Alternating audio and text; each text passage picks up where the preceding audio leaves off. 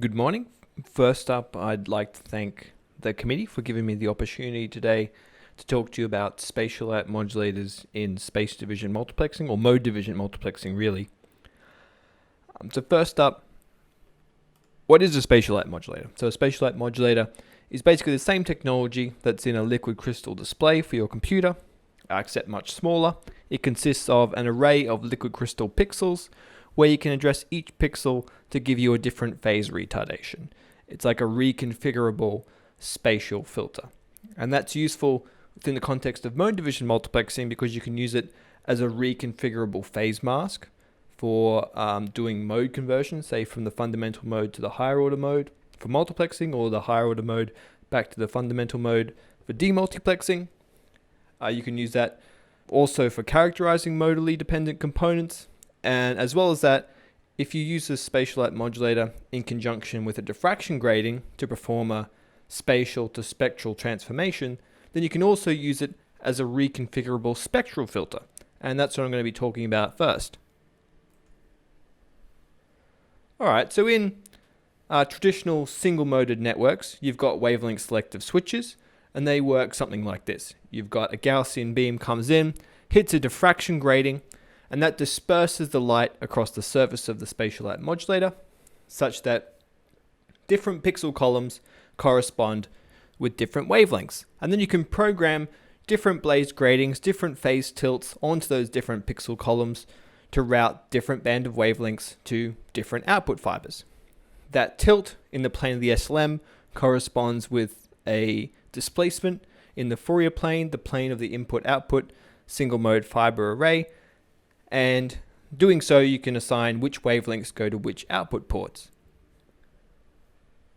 Now, if you want to extend that principle to support multiple spatial modes, not just the Gaussian, then you can do that, and the simplest way to do so is just replace all your single mode fibers with few mode fibers or multi-mode fibers.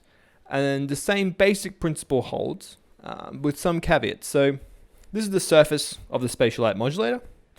It's being programmed to route some particular band of wavelengths corresponding to those pixel columns in the middle there to some particular output fiber corresponding to whatever that tilt is. Now, as you tune the wavelength, you scan the beam across the surface of the spatial light modulator, and you get some sort of spectral response like you see on the right there. What spectral response you see depends on what group of pixels the beam hits on the spatial light modulator.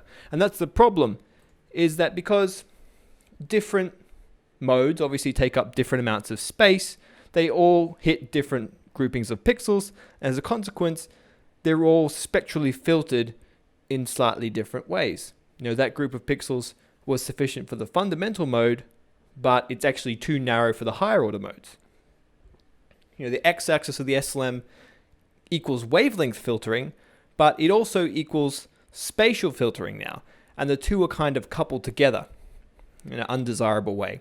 That leads to things like mode-dependent loss. You can see each of those different modes has a different loss profile. How closely you can pack your channels now depends on the width of your highest order mode. And that's going to degrade your performance and make it difficult to scale it to a large number of modes. The way around that is to use a photonic lantern. So a photonic lantern is an adiabatic transition from an N mode fiber to N single mode fibers. It's lossless, it's unitary. It's basically like a multi-mode to single mode converter. And if you put in, say, a higher order mode to the multi-mode end, then that light exits the other end of the lantern as a bunch of Gaussians with different relative amplitudes and phases, such that the orthogonality is conserved. And what you can do is you can attach these photonic lanterns to your input-output single-mode fiber array of your traditional single-mode WSS. And what that gives you is WSS, which now supports multi-mode operation, because these photonic lanterns are providing this multi-mode to single-mode transition. Light comes in multi-moded, gets converted to Gaussians, everything's Gaussian on the switching element itself, all modes perform the same, and then on the return path, they get converted back from Gaussians into the multimode fiber, and sent on their way. And that plays out something like this. Modes come in as Gaussians, hit the grating just as before, get dispersed across the surface of the spatial light modulator. All modes, all beams at the same wavelength hit the same piece of LCOS. They all get deflected by the same amount. And if you choose that deflection appropriately, you can couple all the ports of one lantern to all the ports of another at a particular wavelength. Now for a normal single mode WSS, on which this is based, if you're coupling port 1 to port 4, then you're also simultaneously coupling ports 2 to 5 and 3 to 6. That's just how it works. It's not something you usually want for a single mode switch, but in this case it allows us to couple all the ports of one lantern to all the ports of another and turn a single mode switch into a multi-mode switch. And the advantage of using that photonic lantern to do the transition between the multi-mode and single mode regimes is that you maintain the single mode performance on which the switch was based. The switch itself doesn't really realize that it's a multi-mode switch now. It still has the performance characteristics that are pretty much the same as they did before. Well, now we can still carve up very narrow wavelength channels, and we don't have to worry about those mode-dependent loss effects which we were getting in the previous example where all modes were behaving differently. In this case, all the modes are spatially Gaussian on the SLM, and hence mode-dependent loss is not limiting how closely we can pack our channels. The other benefit of doing this is that the WSS maintains all the functionality that it had before in terms of the sort of secondary functions like wavelength filtering, gain compensation, group delay compensation, all that kind of stuff. So for instance, you can still use this multi-mode pulse shaper to, say, compensate for the gain profile of an EDFA. You can also do more complicated things and actually compensate to some extent even modally dependent wavelength effects. So for instance, again, if you had something like an multi-mode EDFA, you could use this to adjust the spectral gain profile of each mode independently. Okay, so that's the spectral filtering capabilities of a spatial light modulator within the context of a mode division multiplexing system. Probably the first use of an SLM for MDM was actually just as the normal traditional reconfigurable faceplate for doing the mode conversion itself as a way of muxing and demuxing the modes into the fiber. And that plays out something like this. You have multiple beams modulated with independent channels of information. They hit different sections of the spatial light modulator or the same section at different angles. And then each beam gets assigned an orthogonal mode. You couple both of those modes into the same multi-mode fiber. And then at the other end of the fiber, you use more phase plates or digital signal processing or photonic lanterns or combinations of all these to undo that mode mixing that occurs along the length of the multi-mode fiber and recover your original channels. That's a sort of basis of phase plate mode division multiplexing. And this is the system I use to do that with. On the left there, we've got the input array of single mode fibers. That's where our channels will be coming in.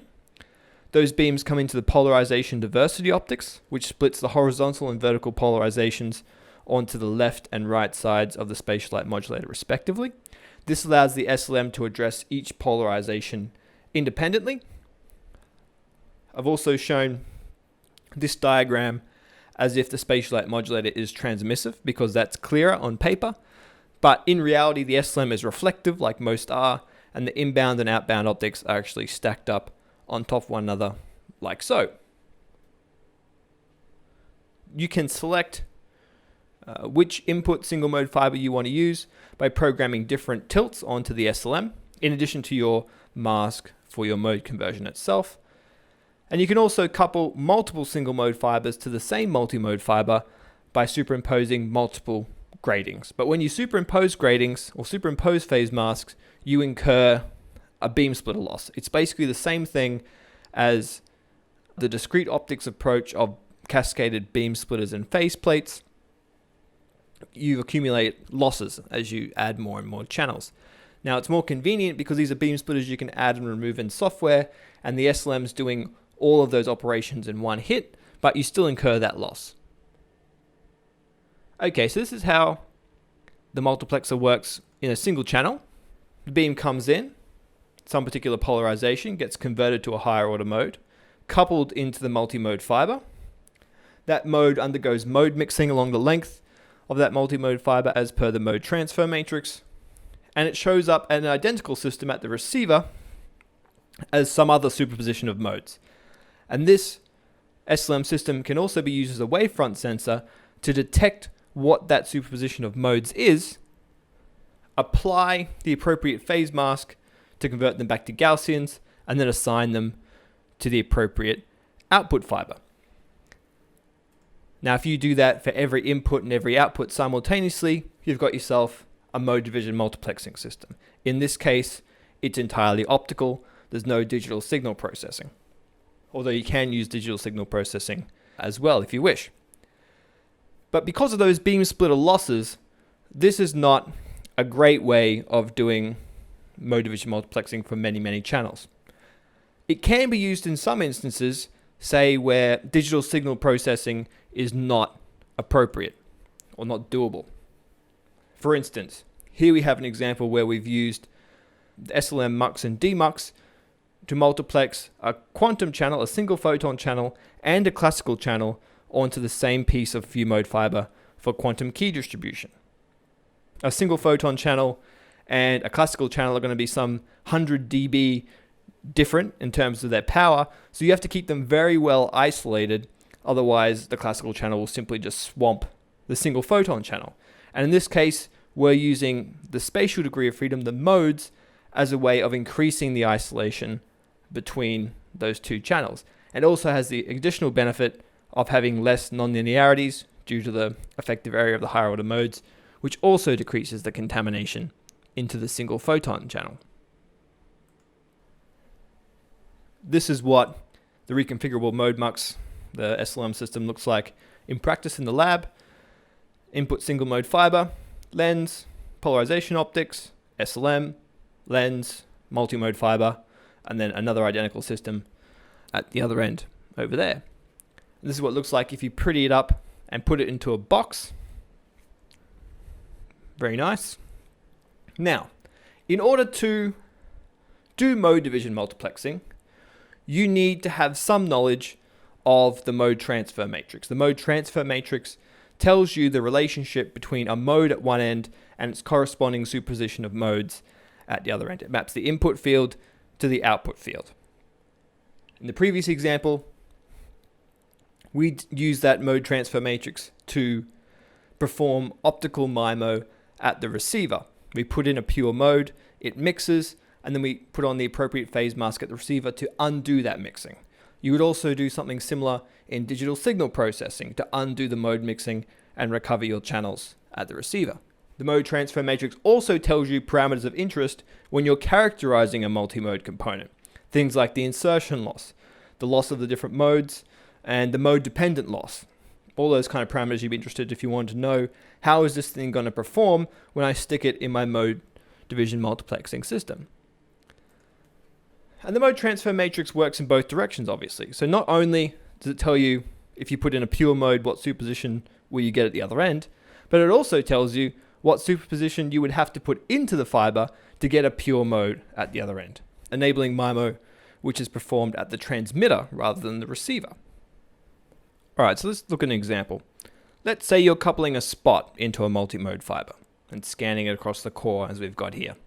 Now, due to mode mixing, mode scrambling, that light's going to arrive at the other end just as this kind of random looking speckle pattern. But you can also run it backwards. If you know the mode transfer matrix, if you've characterized your fiber, you can couple in this kind of pre-scrambled speckle pattern into the input, and then the mode coupling itself will turn it into the focus spot. Now, why would you want to do that? First of all, in the context of mode division multiplexing, if you're characterizing a device under test, if you do this optical mode transfer matrix inversion to make a particular pattern come out the output, that verifies that all the measurements you've done are valid. All the amplitudes, all the phases, all the polarizations are correct. So it's a good sort of sanity check. The other thing it does is that when you map the input to the output, when you understand that relationship between the two sides of the fiber, it allows you to effectively see straight through it, even though it's very distorted. So this is a little bit off topic, but you can also use it as a way of turning a multimode fiber into an extremely thin, sort of hair-thin endoscope for imaging like inside the brain.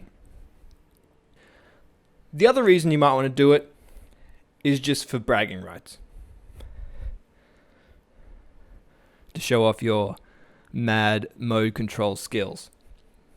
Okay, so if you want to measure the mode transfer matrix, you've got the two SLM systems, one at the input, one at the output. At the input, you excite each spatial mode and each polarization one at a time.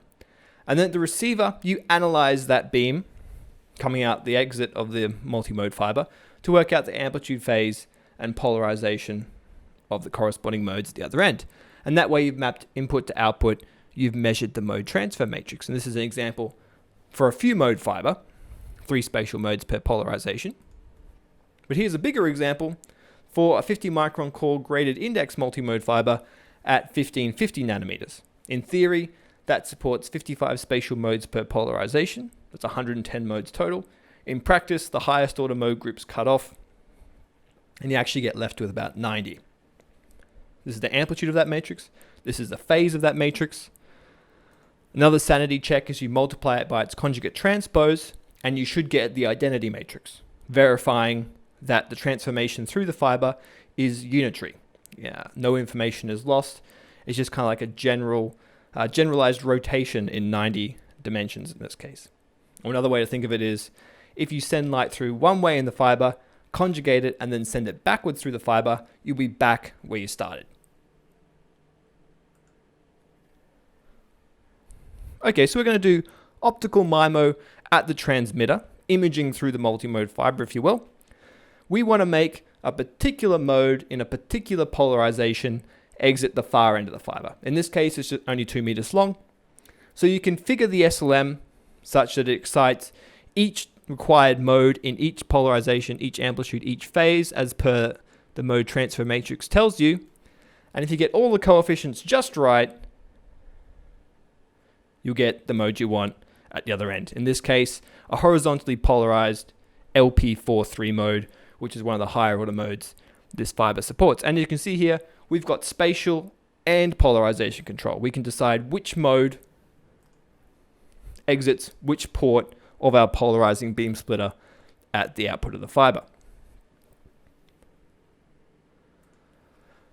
Slightly more complicated example, and somewhat confusingly framed, I've got a vertical line exiting the horizontal port of a polarizing beam splitter, and a horizontal line exiting the vertical port of a polarizing beam splitter.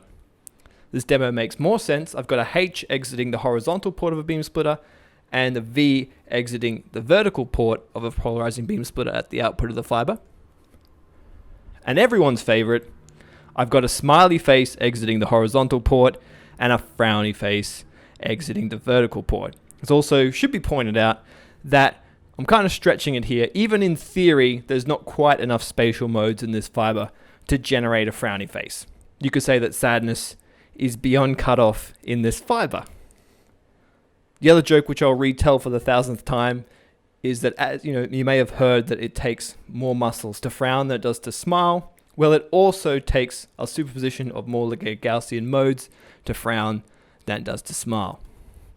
Interesting tip. Okay, and the SLM is dynamic, so we can also do other things like make the mode spin in the desired polarization at the output, make the same mode spin in opposite directions in orthogonal polarizations at different speeds at the output. Or in this case, here I've got a 90 mode fiber, 17.6 kilometers long, and I'm manipulating the orientation and polarization of an LP21 mode through the entire length of that fiber. As a final demo, back to the 2 meter length of fiber, I've got it set up so that when I type things on the keyboard, it'll print the characters to the far end of the multimode fiber in the desired polarization. What we're looking at here is each of the 256 ASCII characters in Arial font. On the left is the best you could possibly do if you had infinite number of modes, the goal basically. In the middle, you've got the best you could possibly do given the 45 spatial modes we've got to work with. And on the right, we've got the image that we observe on the CCD camera. Okay, so all of this stuff so far has been in a single wavelength. But obviously, sometimes when you're characterizing a component, you want to know how it performs as a function of wavelength. And to do that, you can use a Swept-Wavelength Interferometer in conjunction with your SLM mode mux and demux to make a system, a reconfigurable mode characterization setup that will give you mode in, mode out as a function of wavelength. And with that, you've completely linearly characterized your device under test. A Swept-Wavelength Interferometer gives you the impulse response of each polarization state in and each polarization state out. So if you put different delays on each mode that you mux into the fiber, and then a different bunch of delays for each mode that you demultiplex out of the fiber, then when you look at it in the time domain, each element of your mode transfer matrix is in a different window of time. And you can filter them off like so. So the big delays there correspond with the columns of our transfer matrix, and the small delays correspond with our rows. Pick off a little window of time, Fourier transform it, and you've got the spectral response for that particular input-output mode. Here's an example of that for the wavelength selective switch from the previous slides. Mode in, mode out, wavelength, amplitude, phase. This doesn't tell you much information sort of intuitively just by looking at it, but if you do some eigenanalysis, if you do the singular value decomposition, then you can get the parameters that you're interested in. We've got the insertion loss for each of the 11 ports this switch supports as a function of wavelength. We've also got the mode-dependent loss for each of the 11 ports as a function of wavelength. And in fact, there's everything in here. As I said, it's completely linearly characterized. So you get all the losses, you can get the group delays, you can get second order chromatic dispersion, principal modes. It's all in there. You can map any input to any output at any wavelength. But in all these examples thus far, I've presumed that you at least have some idea what the fiber is that you're characterizing. You know roughly what the modes are, roughly how many there are. But what if you got your fiber off some dude in a trench coat down a back alley somewhere, and you don't know exactly what modes it has, you don't know any of its properties, just a mystery piece of fiber. Then you can use a technique like spatial and temporally resolved imaging, which is similar to spatially and spectrally resolved imaging, S-squared imaging, except that this one works in the general case for any particular launch condition. And what you use is the SLM, again, in conjunction with the Swept-Wavelength Interferometer, to work out what the modes are of the fiber without knowing anything about the fiber before you start. And it works something like this. At the input of the fiber, you launch some particular launch condition, a spot, plane wave, a mode, whatever you like. That couples through the fiber. At the output of the fiber, you've got some imaging optics, a polarizer, and a single mode fiber on an XY translation stage.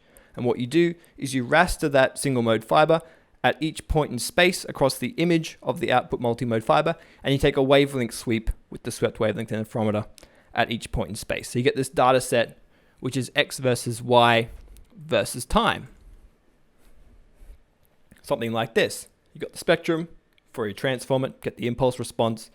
And if you take the amplitude for each delay in the impulse response for each point in space, then you get an image of what that delay looks like. And because different modes have different delays, you get an image of what the different modes look like. And you can use that to characterize the modes of an otherwise unknown fiber.